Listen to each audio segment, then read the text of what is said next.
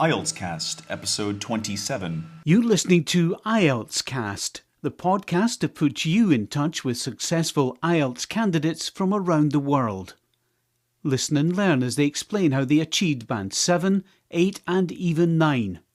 Now, here's your host, Ryan. Hello and welcome to IELTS Cast. Today I am speaking with Alisher, an IELTS candidate from Oskimem, Kazakhstan. Alisher recently took the IELTS and scored an overall band of 7.5 with the individual scores of 8 in listening, 7.5 in reading, and band 7 in both writing and speaking. Alisher contacted me last week and we decided to set up an interview so he could explain a little bit about his approach to the examination and what sort of strategies he followed that allowed him to score so well. Hi Alisher, welcome to IELTS Cast. Hello, Ryan. Alisher, why did you take the IELTS? Well, actually, the main purpose why I took the IELTS exam was because it was one of the requirements of the university to which I'd like to be enrolled. So that was the main reason. Okay, and which university is that? Well, it is one in my country, in the capital, in Astana. Okay, is that normal in Kazakhstan to have to take the IELTS to be able to enroll in a university there? Okay, well, honestly, it is the only university with English language, so it is quite popular among the students, so I decided to go there. That's why I took the IELTS. Have you taken the IELTS before this attempt? No, it was my first attempt, actually. And did you score the overall band and the individual bands that you needed?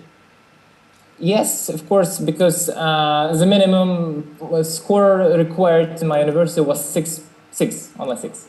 Okay, so now what is your experience and relationship to the English language? Did you grow up speaking English? No, actually, we speak here in two main languages. They're Kazakh and Russian. So I started learning English in the primary school at the age of 6, and I've been learning it for about 9 or 10 years or so. I see. So Kazakh kids typically study 3 languages in primary school. That's your native language, Russian and English. Is that right? No, it is Russian and Kazakh, okay? And English is like an extra language, okay? When did you decide that you wanted to pursue English at university? Well, actually, maybe 2 or 3 years ago, I decided that I'd like to learn the English more deeply. So I started to work more hardly and maybe taking part in different Olympiads that are held here. And took the IELTS exam as well. From the moment that you decided you were going to take the IELTS to the moment when you actually engaged the examination, how much time transpired? Well, it took me about 8 or 9 months. Okay. I think it was a really long time to prepare, but I had only 2 lessons per week with my tutor. So it was about 3 hours per week. What sort of exercises were you doing with your tutor? Okay, I think that the main goal for 2 of us, for me and my tutor, was to learn as much vocabulary as we could. So that was the main point. We just made a list of different, starting from environments, social issues, maybe climate, and etc. And learn them one by one during the entire 8 months period.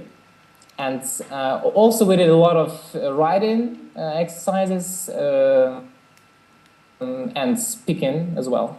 How many vocabulary words on average were you learning every week?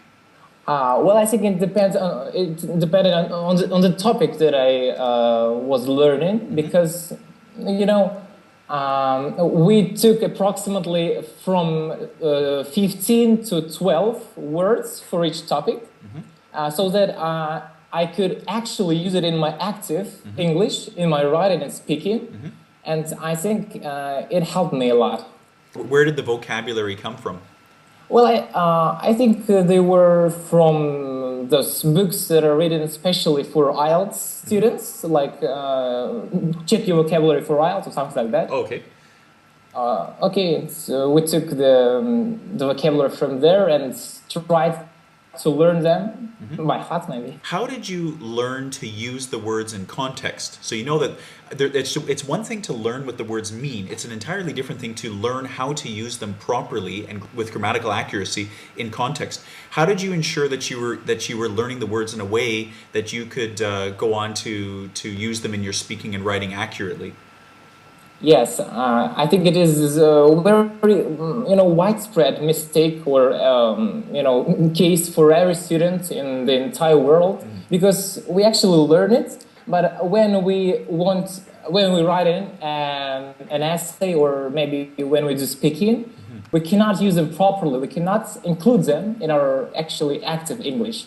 So the approach that we made with my tutor, that was we were constantly writing essays and we were constantly speaking about these topics, so that I couldn't forget them no longer. I see. Okay. It was just a matter of repetition. Okay. And were you documenting the words in a book, or how were you keeping everything organized so that you could go back and review from time to time? Yes, I just wrote them down in my notebook and revised them time over time. Were you doing practice exams from time to time? I'm sorry, which kind of exams? Maybe the mock exams, like those Cambridge past test paper? Yes.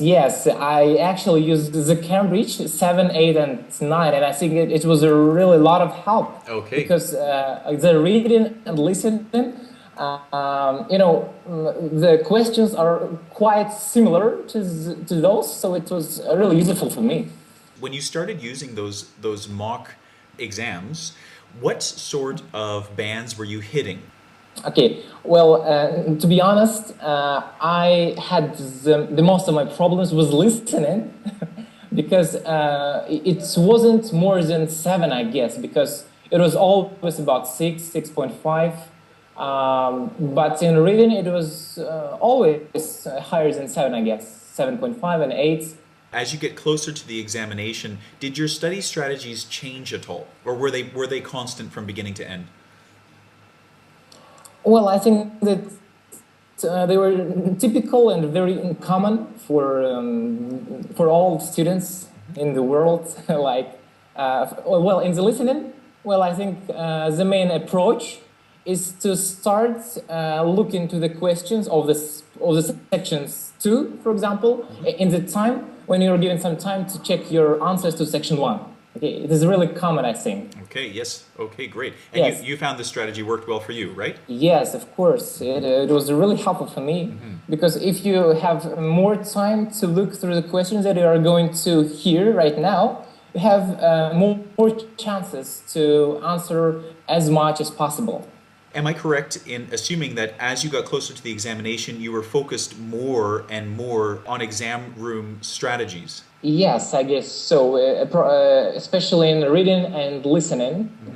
Let me talk about the strategies that I use in my reading portion of IELTS. It was mainly just to finish all my quiz in time, okay? It is a matter of time that was really a problem for me, because it is really hard to answer all 40 questions in only an hour. So I tried to finish each passage in 20 minutes, and I didn't answer on the paper that I was given with the passages. I wrote them right strictly to the answer sheet, you know? Okay, I see. So just not to waste my time. Why don't you tell us a little bit about the exam, about the different sections, and let's start a bit of a discussion on your personal experience in the exam room. Okay, I had my speaking exam one day before the main test. So I think that the main problem that I encountered was my nerves. I felt really nervous at it. I couldn't concentrate just right on my answers. But I think that examiner was really kind. It was a man. Like, he had a very clear pronunciation, so I could understand all the questions. And the topics were very just common. It was about some program in part 2. And in part 3, we were discussing the advertisements in the modern world. And your examiner, where was he from? I think he's from Kazakhstan because he had a Asian appearance. Did your nerves get better as the exam went on? No, I think in the part 2, I felt quite better. And I tried to speak at length in the part 2. I tried to speak as much as possible.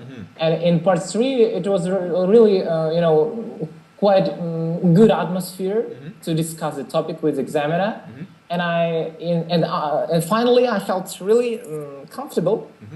Now, Alisher, I want to talk to you about nerves and what your opinion is regarding nerves and how they can affect a student's mark on the IELTS. Do you think that your nerves, your anxiety, your nervousness in part 1, do you think that affected your mark at all?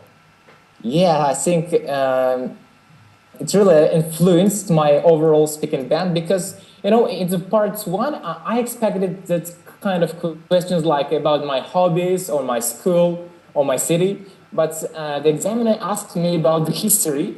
And I was really shocked when I heard it, and I started to feel really nervous. And that's why I couldn't answer all the questions properly. I think it was a really big problem for me at that time. Do you think it affected your ability to answer with grammatical accuracy? Maybe not grammar, but vocabulary. Okay, I couldn't include all of these words that I've learned in my speaking. Yeah, okay, I see. So it was hard for you to find words to put into your answer, to find accurate words for your answer. Yes, okay. Yes, correct. Now tell me a little bit about, you said that the examiner started by talking about history, which is something that I agree with you. I mean, I haven't heard too many students report those sorts of topics in part 1. What sort of questions was the examiner asking you? Well, it was, do you like history? It was what kind of historical films do you watch? Do you think it's important to learn about history? And like this, question like that. Oh, okay. Well, yeah, that is definitely different. I mean, it sounds almost like those would be the kind of questions you'd be asked in part 3. But yes. Okay. Yeah. So I didn't expect all that question at all.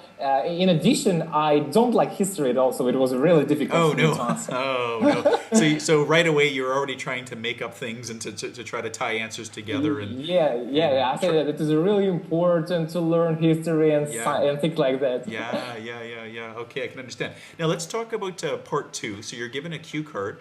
Was the topic on the cue card related to history at all? It was about TV program. And I started making up the TV programs that I actually have never watched. Okay.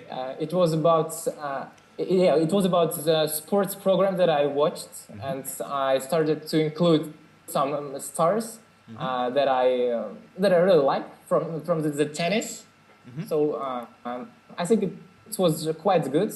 I could I could speak at length and not making a lot of grammatical inaccuracies.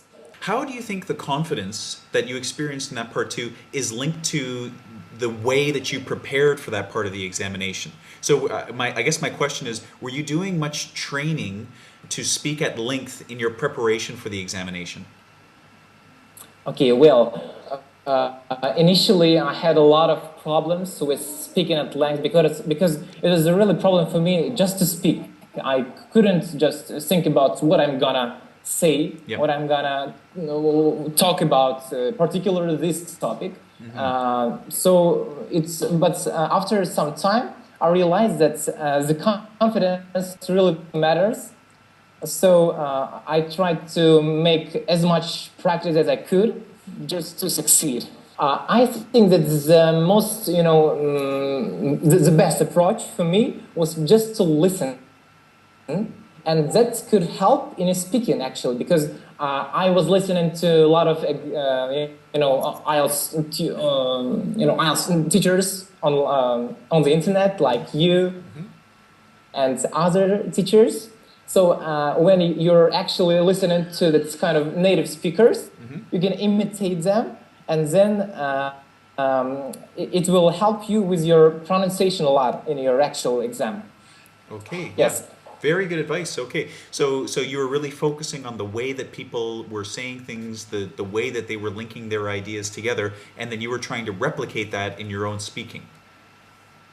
Exactly. Yeah. Okay, I think that that's very good advice, and I think a lot of students they forget how important it is to listen and the critical role that listening plays in enhancing your ability to speak. So it's very good that you're reminding everyone of that, to do lots of listening, lots of repetition, lots of trying to mimic what you hear. All of these things will help you to improve your speaking. Okay, so Alisher, let's move on to one of the other sections.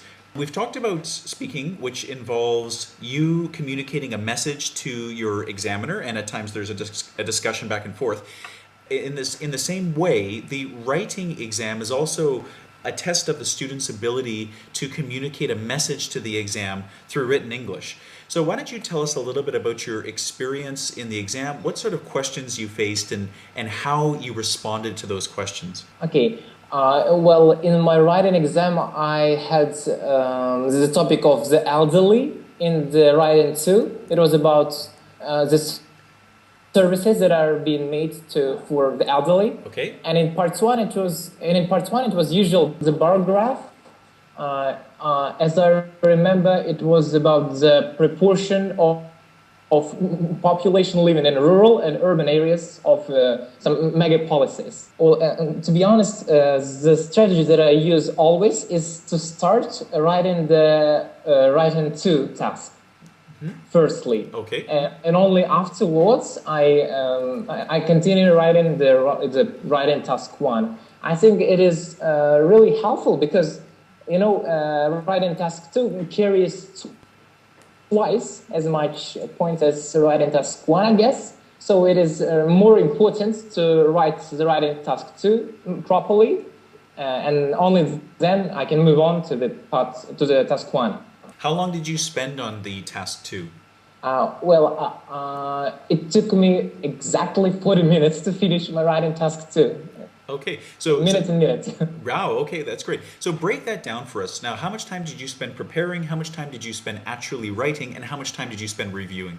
Okay, as I mentioned before, I had my classes twice a week. So I was writing approximately 1 or 2 essays per week for 8 months. So eventually I got about 40 or 50 essays in my notebook. Wow, great. Okay, well, we were doing like that with my tutor. We took, for example, writing tasks to me to write at home. And the goal of mine was to actually include all that vocabulary in my writing. And then my tutor would check that essays and say what score I approximately had. Okay. So, and did you find that in your practice essays you were scoring about band 7, or did it fluctuate a little bit? Well, it was constantly at a score 6.5 for a very long period of time. But then I tried to maybe to change the structure a little bit, and finally I could get a band of 7. Okay, great. And it sounds like your tutor was very knowledgeable about the manner in which the essay is marked, because his mark, the mark that he was giving you, is pretty much bang on what you received when you took the actual exam. Yes, I think so too. You actually have to write it in a formal style, and also one approach is, it's not approach, okay, it's like a requirement of every task to answer the questions exactly what is being asked from you. Yes, yeah. I know, I just want to amplify what you said there, because it's so true. So many students, they don't stick precisely with what the question is asking, and that's a very detrimental mistake. Yes, I agree with you totally, because it is important to answer. If you're asked to agree or disagree, you have to agree or disagree, not to discuss or something like that. You have to answer coherently and exactly to the point. The last two sections, listening, you scored band 8, and reading, you scored band 7.5. So what can you tell us about these exams? What sort of subjects, what sort of topics did you see in the exam room? I firstly looked through the questions of any passage and underlined the key words of the questions, and only that I move on to reading, to actually reading the passage. And while I'm reading, I try to answer the questions one by one. That's it. Now, when you say that you actually read the passage, do you mean that you read every single sentence and then went to the questions? Yes, I don't use any skimming or scanning or something like that. I read the entire passage from very beginning to the end. You're a rarity because candidates don't tell me that often. They usually say that they skim through the sentences, try to find the answers, and go about it that way. But you found that you were able to read through the entire passage, then go to the questions and one by one answer them. How long did it take you to finish the reading exam? Well, it took me 59 minutes to finish my reading exam. Okay. Did you have any time to review? Actually, while I'm doing my reading portion, I don't review at all. Why don't you tell us a bit about the listening exam and your experience with it? Okay. Well, as I mentioned before, I had most of my problems with listening parts. I would score 6 for a very long period of time and no more than that. But then I started doing some exercises from Cambridge, from the past papers, and I think they were really helpful for me. And I managed to increase my band by doing as much practice as I could, as I mentioned. Okay, Alisher, we're coming to the end of the interview, and I'm trying to think of a good way that we can close this interview. I think that the tips that you've shared, particularly about dealing with anxiety, which I think is a much more major problem than a lot of people give it credit for, because when you're anxious, you are much more likely to make mistakes. When you're anxious, you're much more likely to speak quickly and to make grammatical errors that you wouldn't normally make. So could you suggest some strategies for people that maybe experience the same thing you do, which is, you feel a little bit nervous when you first get to the examination? How did you overcome your nervousness, and how can other people do the same? Okay, well, I think the main advice that I can give to the students from the entire world is just to relax. You just have to feel relaxed and concentrated on what you're speaking, what you're writing, and what you're reading. Just maybe take a deep breath and try to pay your attention to the way you're speaking. Try not to be nervous. Try to relax. You have to just understand that it is just one of the many exams that you have in your life. And just to calm down a little bit and continue to giving some good performance from yourself. Another thing I'll point out is that I think students that are like you and prepare very thoroughly, so you've taken the exam time and time again, then when they get into the examination room, it's not, there's nothing alien about it. They just are very. They're in a natural place. They've been in this natural place before. They've done many exams just like this one before. So I think that if you do enough practice, and if you do enough practice under exam-like conditions, then you can train yourself to feel maybe a little bit more at ease, a little bit more at home, and a little bit more relaxed when you're in the exam itself.